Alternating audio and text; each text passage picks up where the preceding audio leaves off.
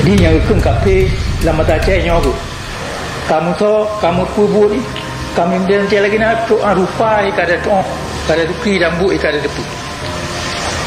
Tu yang kerja dah. Belanda kan ali Jawa tengah.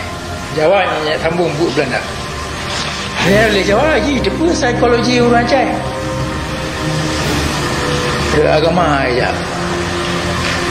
Yang ada menyiputuun itu tu yang dikau cai punah ni juga. Tahu Kristen. Kiai Jawa ya baru dia baca. Nyo lama tepu pelmungkinyo kai timnya ya perak propaganda. Kai ya perak tengok cek ke dia cek pi kaji ke bangsa lain, kaji ke biar lain. Kuring guna cek bangsa aja ke main hi lah propaganda. Tengok tengok anak ditulis tamu tu dah lawan. Padahal ya perak Kementerian Agama.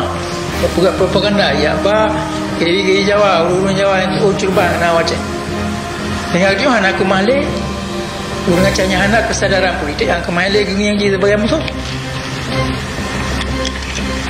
Kagungi ji sebagai saudara Islam. Tapi di kiai Jawa ulama Jawa hanya ini kita sebagai saudara Islam pekan langkong razi bambanyo na 2 bulan kali ke Pejo di Jakarta icok pun tu pula yang ubena pulau yang ji Aceh, Pulau Sumatera, pulau-pulau lain madum yang anjir pelu yang kepentingan bangsa Jawa anjir pelu ni baik artinya mesti tetap punya jalan Jawa wakil dia kena kiai-kiai yang perak ya ulama-ulama Jawa yang perak ya kai pusat hati Islam kerana ulama-ulama Aceh alam jak dikari orang berpihak jak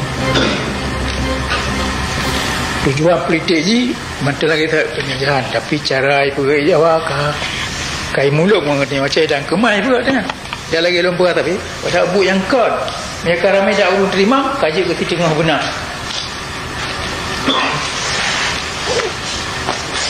ya